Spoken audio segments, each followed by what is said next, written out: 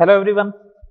देखिएगा, अपन ने last lecture में केमिकल काइनेटिक्स स्टार्ट किया था, जिसमें अपन ने बेसिकली जो है वो केमिकल काइनेटिक्स में रेट ऑफ द रिएक्शंस की बात की थी, डिफरेंट रेट्स में रिलेशन की बात की थी, और उससे रिलेटेड अपन ने 9-10 क्वेश्चन भी किए थे। ठीक है, मेरा हर लेक्चर में यही पर्पज रहेगा कि आपको लगभग 10 क्वेश्चन करवा दिया जाए उसी टॉपिक से रिलेटेड, जिससे अपना टॉपिक भी पूरा का पूरा क्या हो जाए, क्लियर हो जाए। ठीक है, तो आज अपन स्टार्ट करते हैं केमिकल काइनेटिक्स में आगे बात करें तो आज अपन आगे स्टार्ट करते हैं रेट लॉ, दर नियम क्या होता है। रेट लॉ, दर नियम।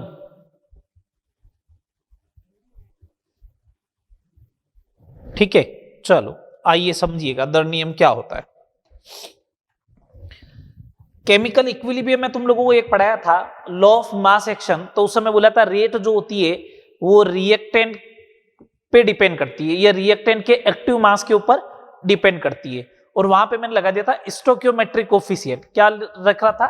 स्टोकियोमेट्रिक कोफिशिएंट। यहां पे ऐसा नहीं होगा। देखिएगा, इस नियम के अनुसार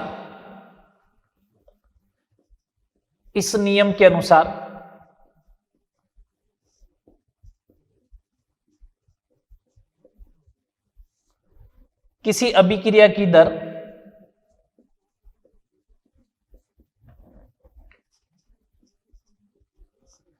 क्रियाकारक की सांद्रता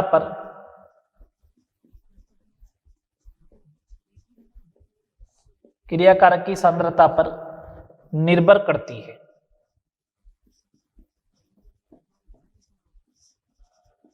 क्रियाकारक की सांद्रता पर निर्भर करती है।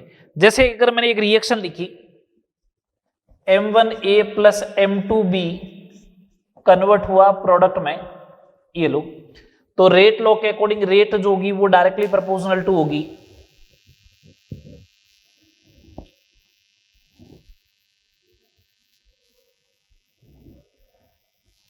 रेट लॉ के अकॉर्डिंग रेट जो आएगी वो डायरेक्टली प्रोपोर्शनल टू होगी A raise to the power alpha B raise to the power beta R is equal to K A raise to the power alpha B raise to the power beta. ये basically rate law है। ये basically क्या है? Rate law है। ये रहेगा basically rate law. ठीक है, इस बात का ध्यान रखना है। ये बेसिकली क्या है? अपना रेट लॉ है। ठीक है, चलो अब इसमें देखो क्या क्या टर्मिनोलॉजी आई। ये तो ठीक है, कंसंट्रेशन हो गया, सांद्रता हो गई। अल्फा क्या है? अल्फा ए की कोटि है। एक नया वर्ड आ गया, ऑर्डर ऑफ ए। बीटा क्या है? बी की कोटि है, ऑर्डर ऑफ बी। अच्छा, अभिक्रिया की कुल कोटि क्या हो जाएगी? अभिक्रिया की कुल कोटि क्या हो जाएगी? तो मैं बोलूंगा अल्फा प्लस बीटा हो जाएगी। ए की कोटि अल्फा है, बी की कोटि बीटा है, तो अभिक्रिया की कुल कोटि क्या हो जाएगी? Alpha plus beta. अच्छा, के क्या है? रेट कांस्टेंट है, दर स्थिरांक है।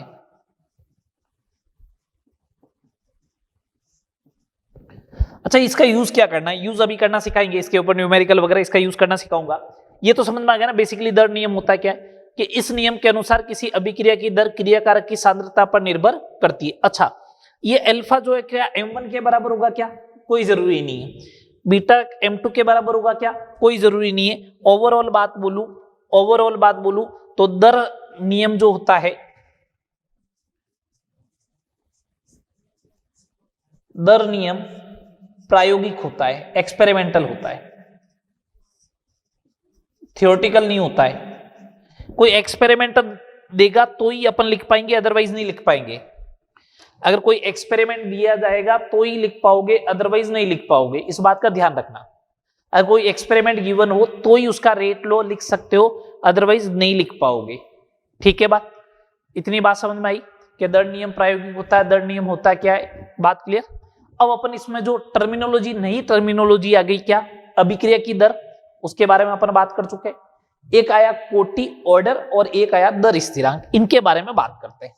चलो, क्या होता है दर स्थिरांक, इसके ऊपर बात करते हैं। रेट कांस्टेंट या फिर दर स्थिरांक,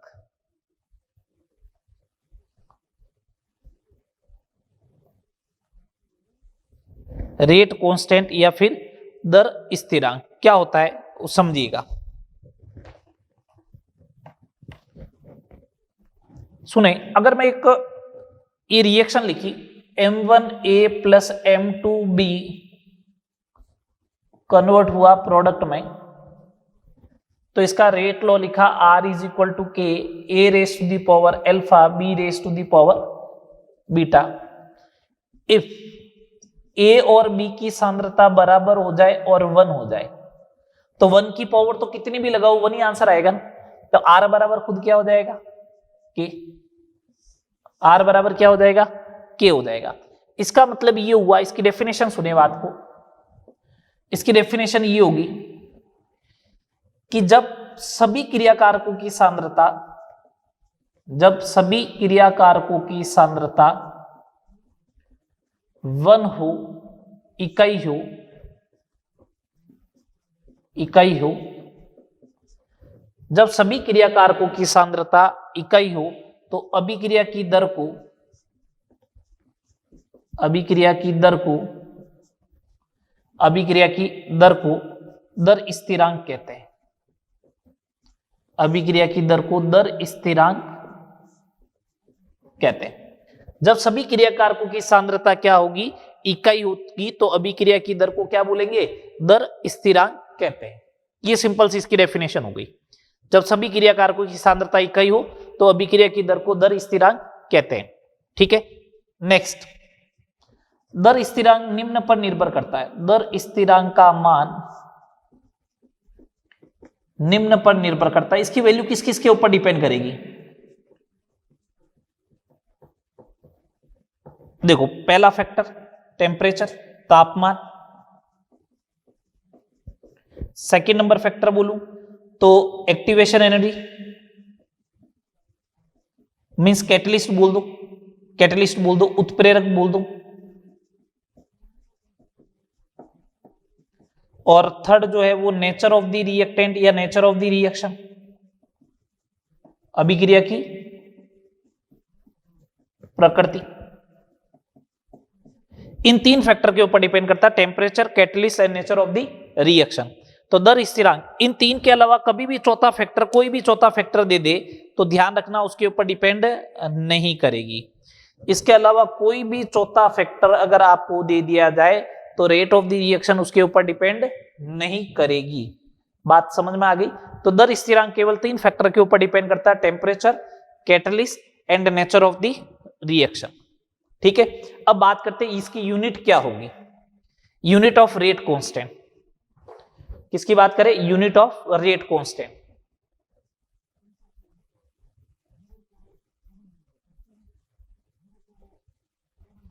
यूनिट ऑफ रेट कांस्टेंट देखना, समझे बात को कि यूनिट ऑफ रेट कांस्टेंट कैसे लेके आओगे। मैंने कहा एक सिंपल सी रिएक्शन लिखते हैं अपन, तो Ma कन्वर्ट हो रहा है P में, प्रोडक्ट में, तो इसका रेट लॉ क्या होना चाहिए? R is equal to K A raise to the power alpha. ठीक है, case first for zero order reaction, case first for zero order reaction. अगर जीरो ऑर्डर रिएक्शन के लिए बात करोगे तो अल्फा की वैल्यू क्या होगी? जीरो। अल्फा की वैल्यू जीरो होगी तो किसी की भी पावर जीरो लगाते ही आता है 1, तो R बराबर क्या होगा? के नोट। के नोट का मतलब जीरो ऑर्डर का रेट कांस्टेंट, तो के नोट की यूनिट वही होगी जो रेट की यूनिट होनी चाहिए, तो फिर तो मोल पर लीटर पर सेकंड आएगा। बोलो, मोल पर लीटर पर सेकंड आएगा। कोई डाउट है क्या? के सेकंड, के second for first order reaction के लिए अगर अपन बात करें, फॉर फर्स्ट ऑर्डर रिएक्शन के लिए अगर अपन बात करें तो फर्स्ट ऑर्डर के लिए अल्फा कितना होता है? 1 होता है। अगर अल्फा 1 हुआ तो R is equal to K1 into A आएगा। अच्छा, K1 आएगा मोल पर लीटर, रेट की यूनिट तो ये होती है, और कंसंट्रेशन की यूनिट हो गई मोल पर लीटर। मोल पर लीटर से मोल पर लीटर गया तो K1 is equal to second inverse, ये लो K सेकेंड आ गया। केस थर्ड, सेकेंड ऑर्डर के लिए पूछ ले, फॉर सेकेंड ऑर्डर द्वितीय कोटि अभिक्रिया, सेकेंड ऑर्डर रिएक्शन। तो अल्फा बराबर होगा 2, तो आर बराबर K2 इंटू ए का स्क्वायर, तो K2 इज इक्वल टू आ जाएगा mole inverse litre second inverse. Case 4, एक जनरलाइज केस की बात करते हैं। फॉर nth ऑर्डर रिएक्शन, मतलब जनरल, तो Kn बराबर देखो क्या आएगा, n रख दो और इसे सॉल्व करोगे तो यही बनेगा। देखो मोल की पावर 1 माइनस n, लीटर की power n minus 1 second inverse. ये देखो Kn की यूनिट, देखो आराम से। अगर जैसे मैं जीरो ऑर्डर की बात करूंगा तो ऑर्डर जीरो है तो n की वैल्यू जीरो रख देना, तो mole litre inverse second inverse बन जाएगा। सेकेंड ऑर्डर की होगी तो n की वैल्यू 2 रखते ही मोल इनवर्स हो जाएगा, लीटर की पावर 2 माइनस 1 लीटर हो जाएगा, सेकेंड इनवर्स हो जाएगा। आगे बात समझ में। तो ये दर स्थिरांक से रिलेटेड पूरी बात थी। ये किससे रिलेटेड बात थी? दर स्थिरांक से रिलेटेड कंप्लीट बात थी। क्या कि दर स्थिरांक क्या होता है, ठीक है। तो दर स्थिरांक से रिलेटेड अपन ने बात कर ली पूरी की पूरी, कि जब सभी क्रियाकारकों की सांद्रता इकाई हो तो अभिक्रिया की दर को दर स्थिरांक कहते हैं, और दर स्थिरांक किस किस चीजों के ऊपर डिपेंड करता है उन सब के बारे में बात हो गई, और यूनिट ऑफ रेट कांस्टेंट आ गया। चलो आगे बोलो, ठीक है। चलिए साहब आगे बात करते हैं।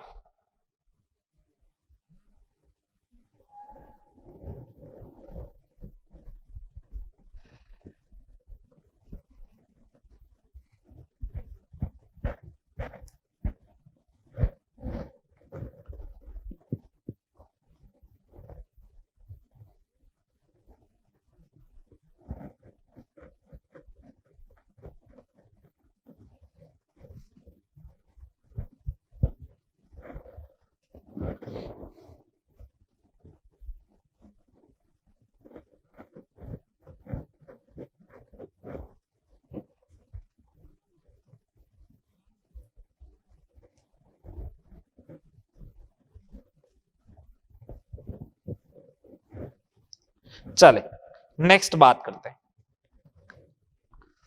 नेक्स्ट बात करते हैं order and molecularity of the reaction. आराम से समझो, ऑर्डर एंड मॉलिक्यूलरिटी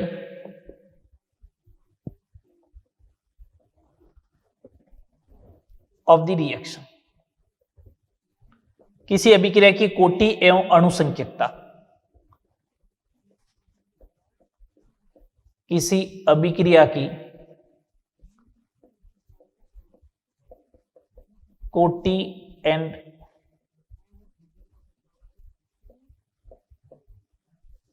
अणुसंख्यकता।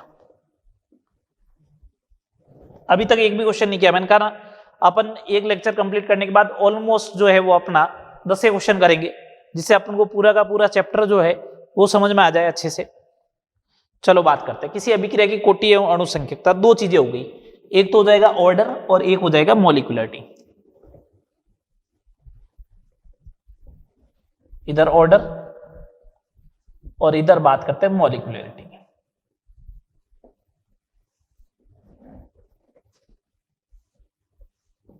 क्या होता है ऑर्डर, समझे बात को।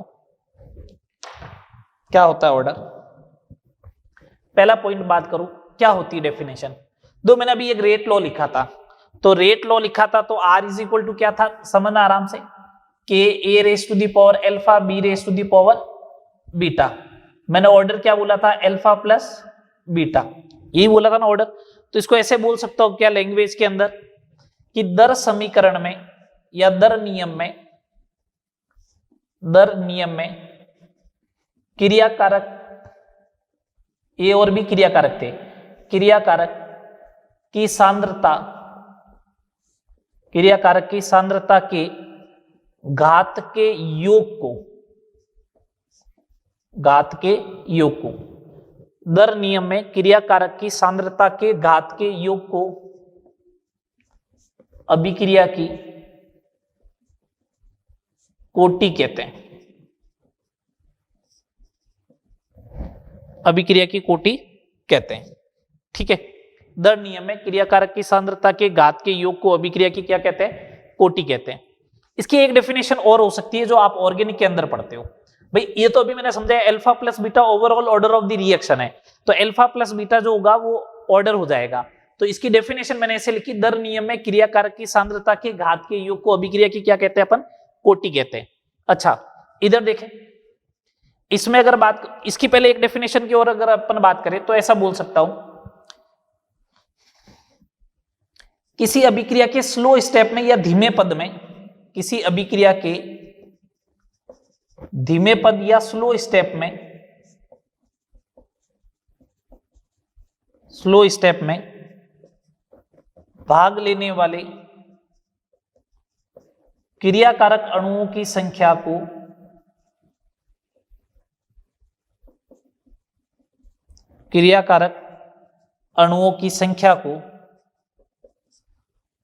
अभिक्रिया की कोटि कहते हैं। ठीक है, क्रियाकारक अणुओं की संख्या को अपन क्या बोलेंगे, अभिक्रिया की कोटि कहते हैं। तो मैंने बोला स्लो स्टेप में जितने, ऑर्गेनिक में आप यही बोलते हो कि स्लो स्टेप में कितने मॉलिक्यूल पार्टिसिपेट करते हैं, उसी को अपन क्या बोलते हैं, रिएक्शन का ऑर्डर बोलते हैं। SN1 SN2 ऐसे ही तो नाम आया।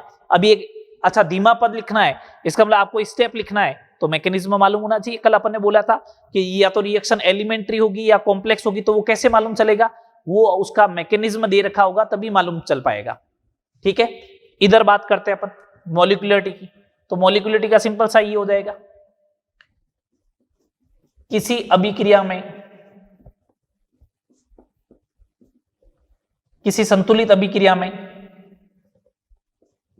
किसी संतुलित मींस बैलेंस रिएक्शन होनी चाहिए, किसी संतुलित अभिक्रिया में क्रियाकारक अणुओं की कुल संख्या को, क्रियाकारक अणुओं की कुल संख्या को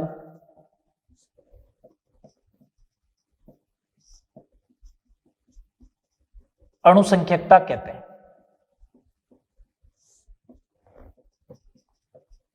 कुल संख्या को अणुसंख्यकता कहते हैं। ठीक है, क्रियाकारक अणुओं की जो कुल संख्या होती है उसी अपन क्या बोलते हैं, अणुसंख्यकता बोलते हैं।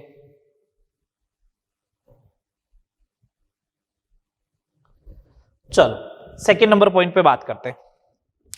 ठीक है, तो ये पहला पॉइंट हो गया ऑर्डर एंड मॉलिक्यूलरिटी से रिलेटेड। चले आगे बात करें सेकेंड नंबर पॉइंट पे। सुनना बात को, ऑर्डर जो है ना तभी कैलकुलेट कर पाओगे जब कोई एक्सपेरिमेंट दे रखा होगा, रेट लॉ दे रखा होगा। अगर एक्सपेरिमेंट दे रखा है, रेट लॉ दे रखा है, इसका मतलब कैसा होता है, प्रायोगिक है, प्रायोगिक अवधारणा है। कैसी अवधारणा है, प्रायोगिक अवधारणा है। ठीक है भैया। अच्छा, ये कोई संतुलित अभिक्रिया देखो और उसमें जितने भी मॉलिक्यूल्स है रिएक्टेंट के उन सबको जोड़ दो, तो इसका मतलब ये तो देखना क्या है, संतुलित ही तो करनी है अपन को। अभिक्रिया दे रखी है, संतुलित करके और कैलकुलेट कर लो, इसका मतलब कैसा है, सैद्धांतिक अवधारणा है। ये लो,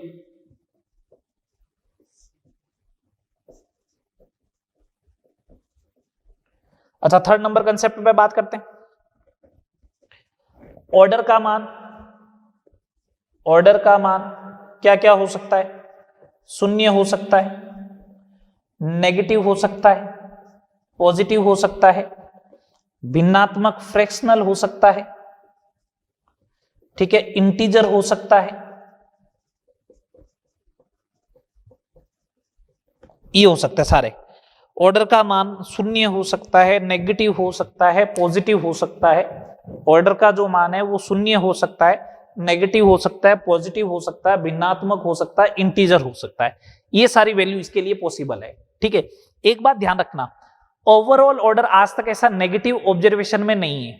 तो अगर आपसे पूछे कि अभिक्रिया की कुल कोटि नेगेटिव हो सकती है क्या, नहीं हो सकती। इस बात का ध्यान रखना है ना, अगर थ्योरेटिकल कंसेप्ट में पूछ लिया जाए तो। चलो अपन इसके लिए बात करते हैं, इसके लिए बात करते हैं मॉलिक्यूलरिटी का मान, अणुसंख्यकता सदैव, अणुसंख्यकता सदैव धनात्मक पूर्णांक होती है। धनात्मक पूर्णांक होती है मतलब 1 2 3 ऐसे वैल्यू होगी मॉलिक्यूलरिटी। क्योंकि एक बात बताओ, संतुलित अभिक्रिया है तो बैलेंस रिएक्शन तो तब मानी जाएगी जब 1/2 3/4 ऐसे नहीं आए।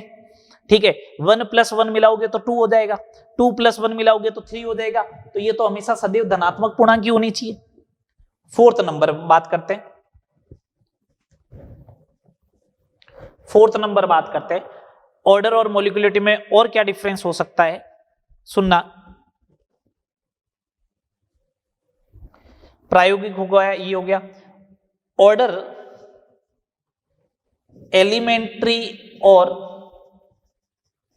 एंड कॉम्प्लेक्स दोनों अभिक्रियाओं के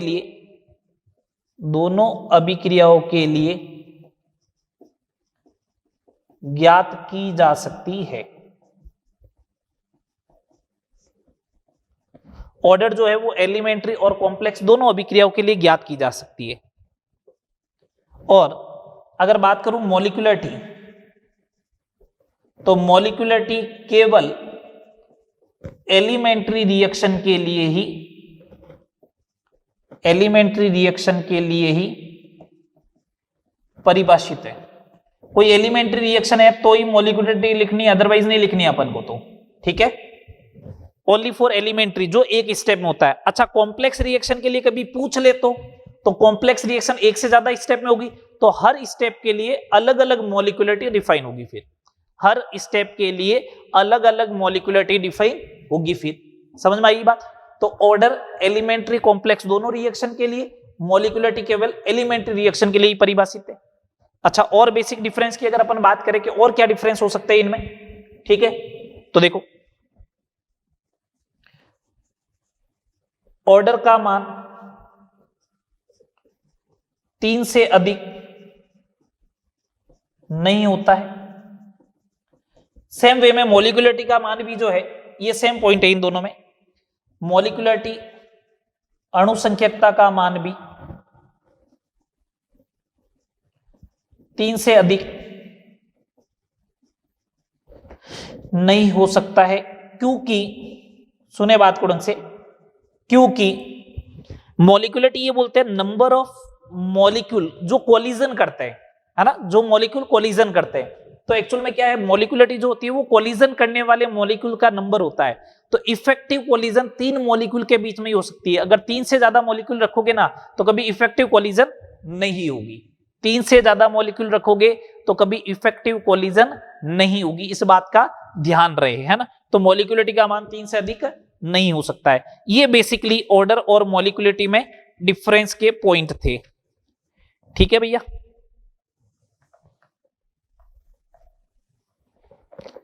बस ठीक है।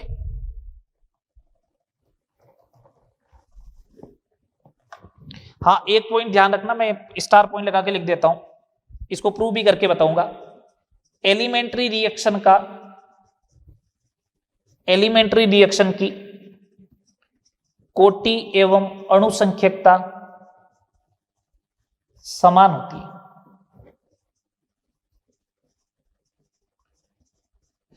एलिमेंट्री रिएक्शन की कोटि एवं अणुसंख्यकता समान होती है। अब बात करते हैं अपन इनसे रिलेटेड क्वेश्चन के ऊपर, ऑर्डर मॉलिक्यूलरिटी और रेट लॉ से रिलेटेड प्रॉब्लम्स के ऊपर अपन डिस्कस करते हैं। चलो, कुछ मैं मेरे हिसाब से पहले प्रॉब्लम करवाता हूं, उसके बाद प्रीवियस ईयर में जितने भी क्वेश्चन आ रखे हैं उनसे रिलेटेड अपन प्रॉब्लम की बात करेंगे, जिससे अपन को आइडिया चल जाए ऑर्डर मॉलिक्यूलरिटी और रेट लॉ से रिलेटेड क्वेश्चन कैसे आते हैं। पहला क्वेश्चन, मेरे को डायरेक्ट रेट लॉ गिवन हो जाए, ठीक है, ये एक अभिक्रिया है, A + 2B कन्वर्ट प्रोडक्ट, और मेरे को दे रखा है R = K, A⁴ 3/2 B⁻⁻1, ठीक है, ये दिया। तो क्या क्या पूछ सकता है वो देखो। A के सापेक्ष कोटि, तो A के सापेक्ष कोटि क्या है भैया, 3/2। B के सापेक्ष कोटि क्या है, -1। अभिक्रिया की कुल कोटि, तो अभिक्रिया की कुल कोटि क्या होती है, अभिक्रिया की कुल कोटि क्या होती है, दर नियम में क्रियाकारक की सांद्रता के घात के योग, ये दर नियम है, इसमें क्रियाकारक A और B है, इसकी सांद्रता का घात 3/2 और माइनस का 1, इसका मतलब 1/2। ये अभिक्रिया की कुल कोटि कितनी हो जाएगी, 1/2 हो जाएगी। चलो आगे, ये पहला क्वेश्चन है सिंपल सा। सेकंड नंबर, तो इसमें देखे कोटि देखना, सुनना बात को, मैंने कोटि जो रखी है वो देखो 3/2 भी रख दी, -1/2 भी रख दी और 1/2 भी रख दी। तो देखो इंटीजर भी आ सकता है, नेगेटिव में भी आ सकता है, फ्रैक्शनल में भी आ सकता है, लेकिन अभिक्रिया की कुल कोटि जो आएगी वो कितनी आनी चाहिए, वो हमेशा पॉजिटिव में रहे, इस बात का ध्यान रहे। अब हाइपोथेटिकल क्वेश्चन बना के दिया जाएगा तो नेगेटिव में हो सकती है, लेकिन मैंने बोला स्टेटमेंट बेस्ड क्वेश्चन में ध्यान रखना है आपको। चलो सेकंड नंबर क्वेश्चन देखो, H2 gas plus Cl2 gas हो गया और कन्वर्ट हो रहा है 2 टाइम्स HCl गैस में, ये in the presence of light होती है, इसका रेट लॉ जो होता है वो K H2 की पावर 0 Cl2 की पावर 0 ये दे रखा है ना। अब अपन से पूछे कि H2 के सापेक्ष कोटि बताओ, तो 0, Cl2 के सापेक्ष कोटि बताओ, तो भी आंसर क्या 0, अभिक्रिया की कुल कोटि बताओ, तो भी आंसर क्या 0। ठीक है बात, चलो आगे थर्ड नंबर देखो। थर्ड नंबर, किसी अभिक्रिया में दर स्थिरांक का मान 10 मिनट इनवर्स है, तो अभिक्रिया की कोटि ज्ञात करो, ये आपसे पूछा गया। किसी अभिक्रिया में जो है वो आपसे ये पूछा जा रहा है, किसी अभिक्रिया में आपको क्या दिया है, दर स्थिरांक का मान 10 मिनट इनवर्स है, तो बोला अभिक्रिया की कोटि ज्ञात करो। इसको देख लो आप, तो रेट कांस्टेंट की वैल्यू आ रही है 10 मिनट इनवर्स, मींस टाइम का इनवर्स आ रहा है। किसका इनवर्स आ रहा है, टाइम का इनवर्स। इसका मतलब ऑर्डर जो होगा वो कौन सा होगा, फर्स्ट ऑर्डर रिएक्शन। बोलो ऑर्डर कौन सा आएगा, फर्स्ट ऑर्डर रिएक्शन आ जाएगा। ये देखो के से रिलेटेड क्वेश्चन है ना, ये कौन सा क्वेश्चन हो गया, के की यूनिट देख के आपको पहचानना आना चाहिए। ठीक बात, चलो आगे। चलो नेक्स्ट क्वेश्चन नंबर 4 देखें, बहुत आराम से समझना क्वेश्चन को। चलो नए पेज पे ही बात करते हैं अपन, बोर्ड साफ करके फिर ही बात करते हैं। ये जो अब मैं क्वेश्चन बनाऊंगा टेबल फॉर्म में, इन क्वेश्चंस को जो है वो जरूरी नहीं टेबल फॉर्म में बने हुआ है, एज ए लैंग्वेज में भी आ सकता है, मैं दोनों फॉर्मेट में करवाऊंगा।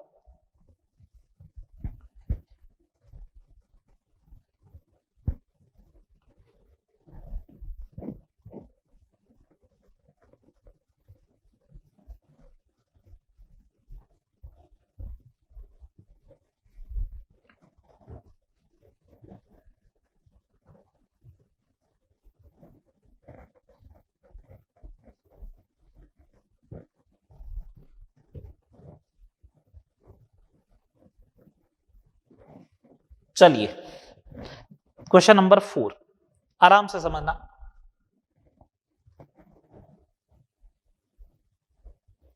क्वेश्चन नंबर 4 क्या दे रखा है, एक रिएक्शन दे रखी A+2B कन्वर्ट हो रहा है P।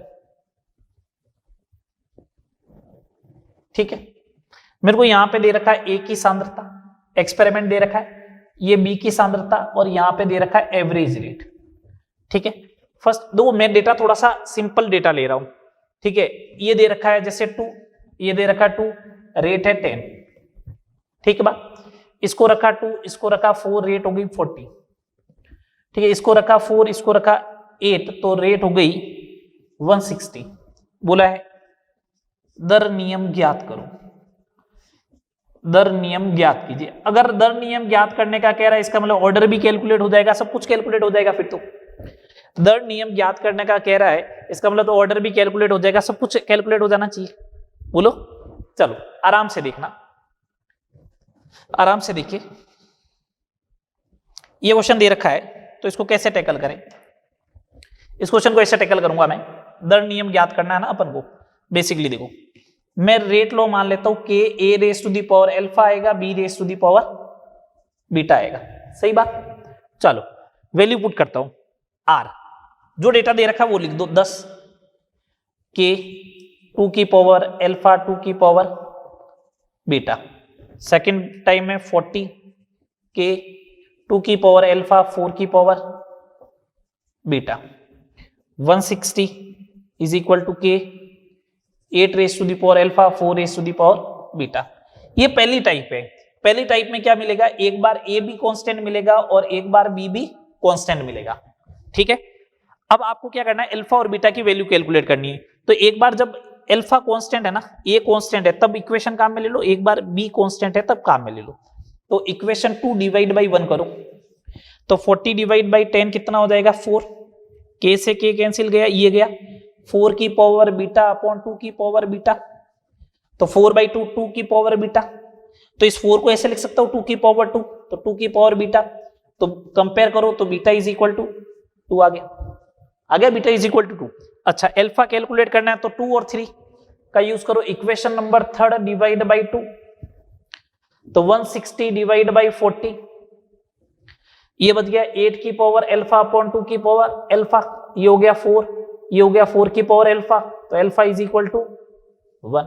ये लो अल्फा इज इक्वल टू क्या आ जाएगा 1 आ जाएगा। समझ में आ गई बात, अल्फा 1 बीटा 2, तो रेट लो हो जाएगा आर इज इक्वल टू के ए बी स्क्वायर, तो ऑर्डर आ जाएगा, ओवरऑल ऑर्डर आएगा 3rd। कौन सा ऑर्डर आएगा, ओवरऑल ऑर्डर 3 आएगा। समझना आराम से बात को, समझिए बात को, इसकी कोई जरूरत नहीं है बार बार करने की। सुने, मैंने आपको कल बताया था कि अभिक्रिया की दर जो होती है सांद्रता में परिवर्तन, अभिक्रिया की जो दर होती है वो सांद्रता में परिवर्तन बटा लगा समय होता है। जब तक सांद्रता चेंज नहीं होगी तब तक तो दर परिवर्तित नहीं होनी चाहिए। फिर जब तक सांद्रता में परिवर्तन नहीं हो तब तक दर परिवर्तित नहीं होनी चाहिए। बोलो, अगर ऐसा है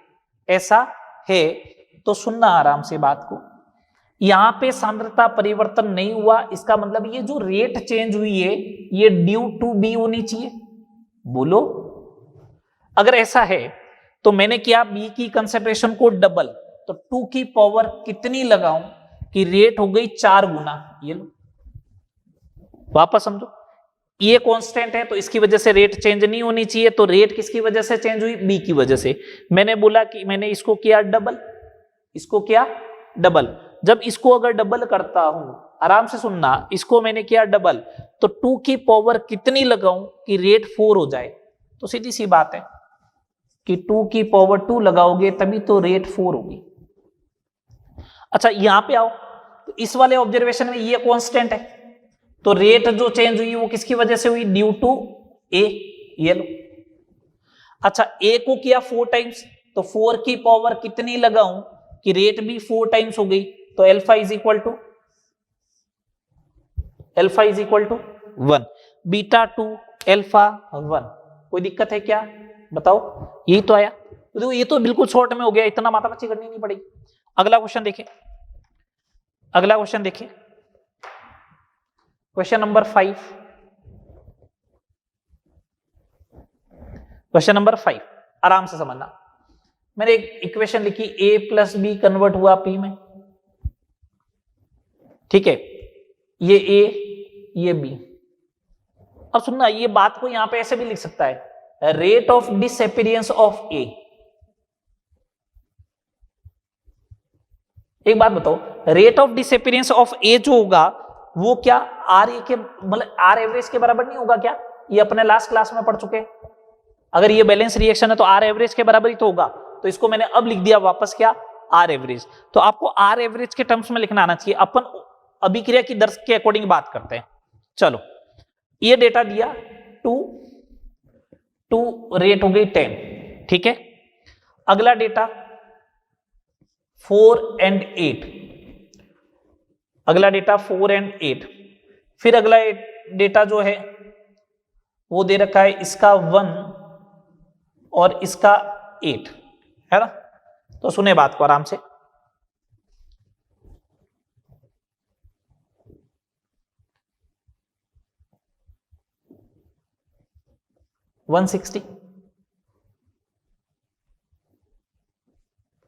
ये लो। अब वापस बोला दर नियम ज्ञात करो।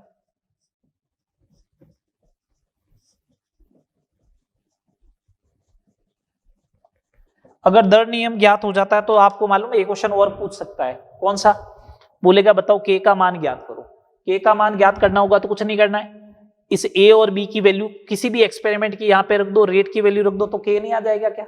आ जाएगा। चलो समझना बात को आराम से।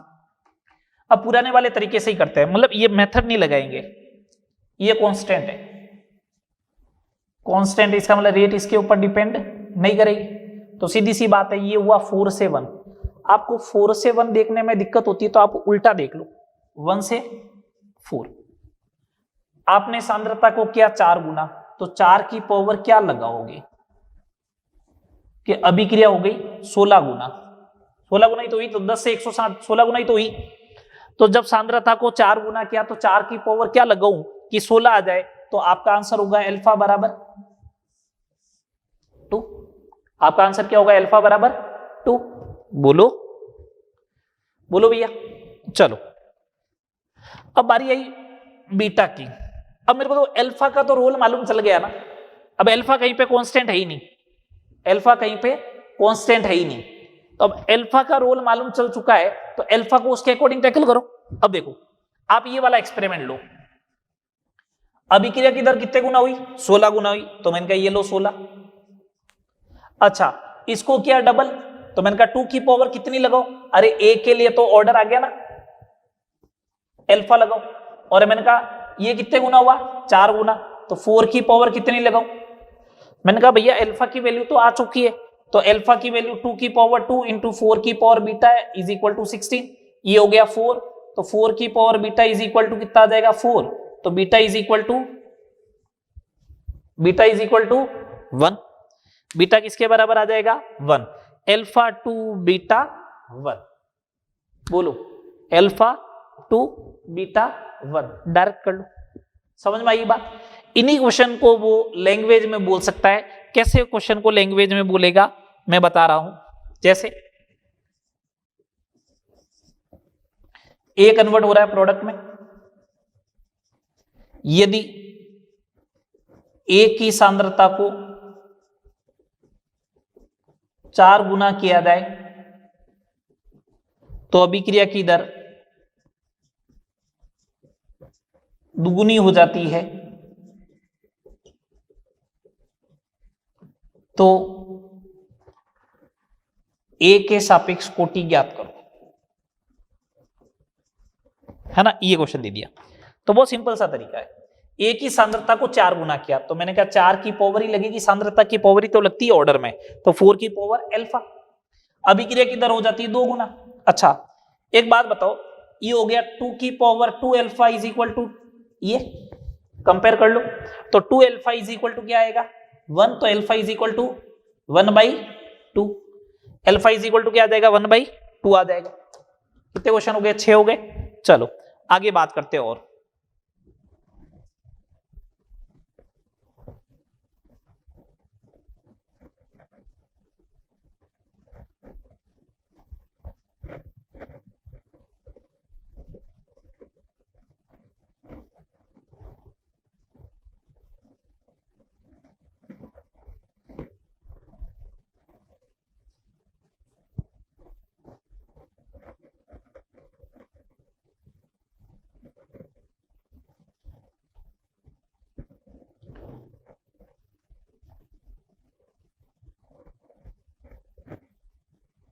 चलिए नेक्स्ट प्रॉब्लम देखें।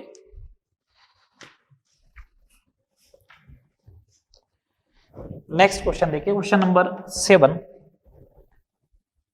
एक रिएक्शन है 2 times N2O5 is equal to 4 times NO2 plus O2, है ना? तो अपन को मालूम है ना कि रेट लो हमेशा रिएक्टेंट के टर्म्स में लिखा जाएगा।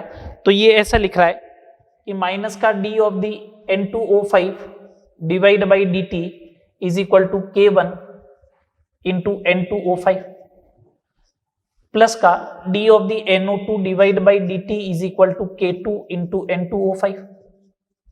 अच्छा, D of the O2 divide by dt is equal to K3 N2O5। बोला है K1 K2 एंड K3 में क्या संबंध होगा? क्या संबंध होगा? What is the relation between K1 K2 K3? बहुत अच्छा क्वेश्चन है, आराम से समझे। मेरे को मालूम है मेरे को मालूम है कि इसकी आर एवरेज जो लिखी जाएगी वो ऐसे लिखी जाएगी, आर एवरेज जो लिखी जाएगी वो ऐसे लिखी जानी चाहिए। कैसे? 1/2 R of the N2O5 is equal to 1/4 R of the NO2 और R of the O2। R average क्या होगा? आर एवरेज होगा, मैंने कहा कि overall rate constant K into N2O5 होता है। क्यों? इसका अगर आर एवरेज लिखेगा तो अपन को मालूम चल रहा ना ये फर्स्ट ऑर्डर की रिएक्शन है। कौन से ऑर्डर की है? फर्स्ट ऑर्डर की है, तो K इंटू N2O5 लिखा जाएगा। अच्छा, ये हो गया 1/2 आर ऑफ दी N2O5 को ऐसे लिखेंगे ना अपन, माइनस में D of the N2O5 by dt, ये लो, is equal to 1/4 D of the NO2 divide by dt is equal to D of the O2 divide by dt। ये आ गया। इसकी वैल्यू दे रखी है, आप इसको एक बार के लिए भूल जाओ, है ना, इसको एक बार के लिए भूल जाओ, कोई जरूरी नहीं, अपन को इसकी अभी रिक्वायरमेंट भी नहीं है। अच्छा, 1/2 इसकी वैल्यू दे रखी है 1/2 K1 इंटू N2O5, ये लो। 1/4 इसकी वैल्यू है K2 इंटू N2O5, ये लो। इसकी वैल्यू है K3 N2O5। N2O5 से भैया सब कुछ कैंसिल हो गया, तो K1 divide by 2 is equal to K2 divide by 4 is equal to K3। इसका मतलब ये आएगा 2 times K1 is equal to K2 is equal to 4 times K3। याद आएगा, 2 times K1 is equal to K2 is equal to 4 times K3। ये आना चाहिए। बोलो, कोई दिक्कत है क्या? नहीं। मैं आपको सिंपल सा एक क्वेश्चन बताता हूं कि ये तो इंडिविजुअल रेट कांस्टेंट है ना, ये इंडिविजुअल रेट कांस्टेंट है N2O5 का, NO2 का, इसका है। ओवरऑल रेट कांस्टेंट अगर मैं इसको मानता, ओवरऑल रेट कांस्टेंट ये होता है ना। तो अगर आपको कभी भी ऐसा दे रखा हो, कभी भी आपको ऐसा दे रखा हो, तो आपको एक जनरल टर्म्स ये हो जाएगी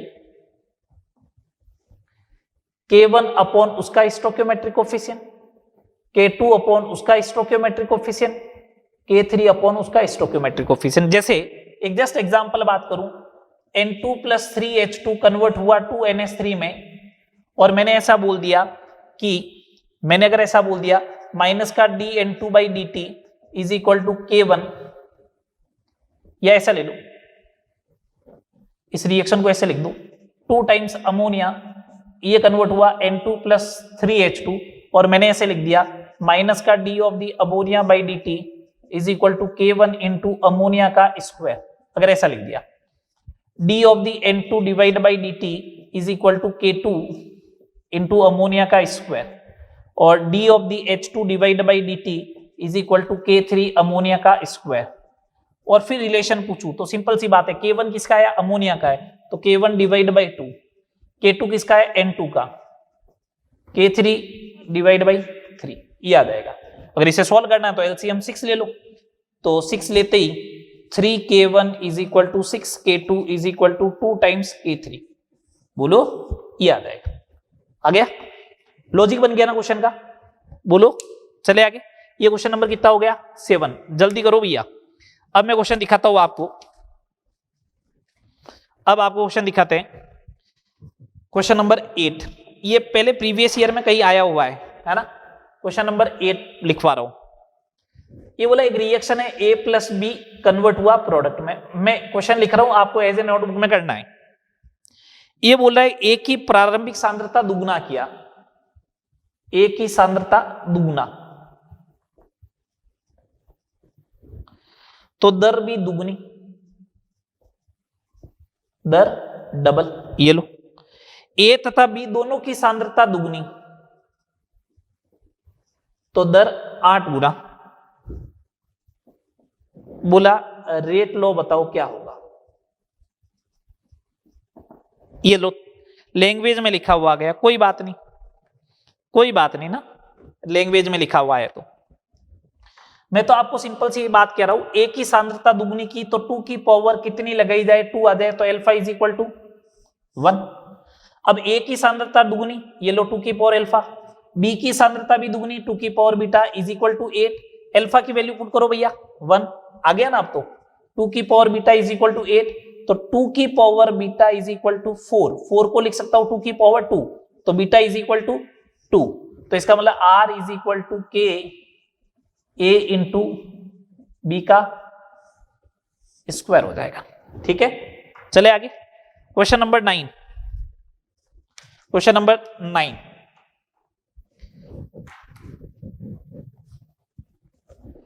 ये लो, concentration of A, concentration of B, equation है 2a प्लस बी कन्वर्ट हुआ c प्लस डी, और यहां पे है rate of formation of D. एक बात बताओ, आर डी जो होगा वो आर एवरेज के बराबर नहीं आएगा क्या? आएगा ना। चलो, डेटा दे रखा 0.1, 0.3, 0.3, 0.4, 0.1, 0.2, 0.4, 0.1, ये लो। इधर है 6 इंटू 10⁻⁻3, इधर है 7.2 इंटू 10⁻⁻2, 2.88 इंटू 10⁻⁻1 और 2.4 इंटू 10⁻⁻2। बोला रेट लो क्या होगा। वो पहले वाले क्वेश्चन तो मैंने मन से करवाया था, ये तो अब एग्जाम में आ चुका है, तो देखो आराम से समझना। सुनो बात को, पहले ये पावर को सबको सेम बनाओ।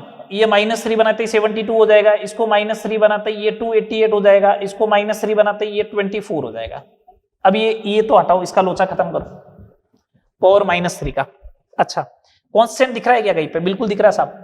ये देखो, इसको किया डबल तो 2 की पावर बीटा, रेट कितने गुना हो गई? ये 4 गुना हो गई, तो बीटा इज इक्वल टू क्या होना चाहिए? 2 आ गया, बीटा इज इक्वल टू 2। अच्छा, ये कांस्टेंट रहा क्या? हाँ रहा। ये कितने गुना हो गया? 4 गुना। 4 की पावर कितनी लगाऊं कि रेट 6 से 24 मतलब 4 गुना हो गई, तो अल्फा इज इक्वल टू 1, तो रेट लो आएगा आर इज इक्वल टू के ए बी का स्क्वायर। कितने क्वेश्चन हो गए? 9 हो गए। 9। अगला क्वेश्चन देखो, अगला क्वेश्चन दे रखा है किसी अभिक्रिया की कोटि के लिए कौन सा गलत स्टेटमेंट है। ठीक है, पढ़ते हैं। अभिक्रिया की कोटि अभिकर्मों के स्टोइकियोमेट्रिक गुणांक से प्रभावित नहीं होती। बिल्कुल सही बात है, रस समीकरण मिति गुणांक से प्रभावित नहीं होगी, वो तो मॉलिक्यूलरिटी होती है। अभिक्रिया की कोटि अभिक्रिया वेग दर्शाने में प्रयुक्त अभिकारकों की साधारण राशियों के घात के योग के बराबर होती है। सही है। अभिक्रिया की कोटि हमेशा पूर्ण संख्या होती है। गलत है भैया, पूर्ण संख्या कैसे हो जाएगी? 0, -1 कैसे भी हो सकती है, और केवल प्रयोग करके ज्ञात किया जा सकता है। बिल्कुल सही बात है। तो ये हो गया 10 क्वेश्चन। और देख लेता हूं, शून्य कोटि अभिक्रिया के लिए दर नियतांक का यूनिट क्या होगी? Mole litre inverse second inverse. ठीक है, सही बात। एक रिएक्शन दे रखी है अपन को, कितने क्वेश्चन हो गए देखो? 10, 11, 10 हो गया, 11 हो गया। Question number 12, A + 2B reaction में प्रोडक्ट। मैं इस रिएक्शन को एज ए एलिमेंट्री मान रहा हूं। ठीक है, एलिमेंट्री मान रहा हूं। तो इसने बोला कि कौन सा स्टेटमेंट करेक्ट होना चाहिए। ठीक है, इसमें सब जगह सामने के A × B² दे रखा है, इसका मतलब रिएक्शन एलिमेंट्री तो मानी। एलिमेंट्री में ऑर्डर और मॉलिक्यूलरिटी बराबर होती है। देखो, इसका ऑर्डर और मॉलिक्यूलरिटी 3 आ रही है, ऑर्डर भी कितना आ रहा है? 3 आ रहा है। रिएक्शन एलिमेंट्री है भैया। तो सुने बात को, ये आर एवरेज होना चाहिए। अच्छा, आर एवरेज ए और बी की टर्म्स में लिखनी है। इसने बोला ए और बी की टर्म्स में बताओ, तो -dA/dt होगा इज इक्वल टू -1/2 dB/dt होगा। बोलो, इज इक्वल टू क्या होगा? के ए इंटू बी का स्क्वायर होगा। यही तो होगा, बस यही अपना आंसर हो गया। ठीक है, चलो आगे देखो। क्वेश्चन नंबर 13 दे रखा है, जो अपना भी क्वेश्चन नंबर 13 हो जाएगा प्रीवियस ईयर का। A + B कन्वर्ट हो रहा है उत्पाद में। A + B कन्वर्ट हो रहा है उत्पाद में। ये लो, ऐसा दिया, 2 एक्सपेरिमेंट दिए कि B की सांद्रता दुगुनी करे, दुगुनी तो रेट डबल। ये लो भैया, रेट डबल। और A एंड B दोनों की सांद्रता दुगुनी तो रेट 8 गुना। वही तो क्वेश्चन बन गया। कहां गया? ये रहा। तो इसमें बस B की जगह A लिखा हुआ, तो R बराबर के A² B आ जाएगा। देखो, इतना स्टैंडर्ड क्वेश्चन है। ठीक है, आगे देखो, आगे देखो, आगे देखो। क्वेश्चन नंबर 14, ये लो आपके लिए क्वेश्चन नंबर 14 यहां लिख रहा हूं। क्या है क्वेश्चन नंबर 14? ये बोला कि a प्लस बी कन्वर्ट हुआ c में, ये लो कर दिया भैया, r बराबर के a की पावर 3/2 b की पावर -12। a और b दोनों की सांद्रता 4 गुना कर दी जाए तो अभिक्रिया की दर कितनी हो जाएगी? मैं कहा आर डैश बराबर के, ये 4 है, इसको भी 4 कर दो।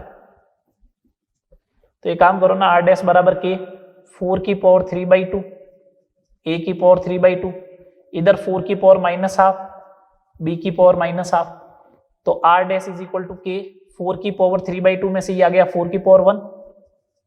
तो एक बात बताओ, 4 टाइम्स नहीं हो जाएगी क्या? देखो 4 एक्स्ट्रा आ गया, 4 टाइम्स हो जानी चाहिए, 4 गुना हो जाएगी। ठीक है, ये सारे क्वेश्चन हो गए। कितने क्वेश्चन करवा दिए आज वाले लेक्चर में? 14 क्वेश्चन हो गए। किससे related? Order, molecularity and rate law से रिलेटेड। कोई दिक्कत है क्या भैया? नहीं, यहां तक करें। मिलते हैं नेक्स्ट लेक्चर में डिफरेंट टाइप्स ऑफ ऑर्डर के साथ। ठीक है, उसमें अपने सिलेबस में जीरो एंड फर्स्ट ऑर्डर है, तो जीरो और फर्स्ट ऑर्डर के कुछ डेरिवेशन, कुछ इंपॉर्टेंट पॉइंट, और उसके बाद अपन जो है वो उनसे रिलेटेड न्यूमेरिकल्स की बात करेंगे। ठीक है, यहां तक करें। मिलते हैं नेक्स्ट लेक्चर में।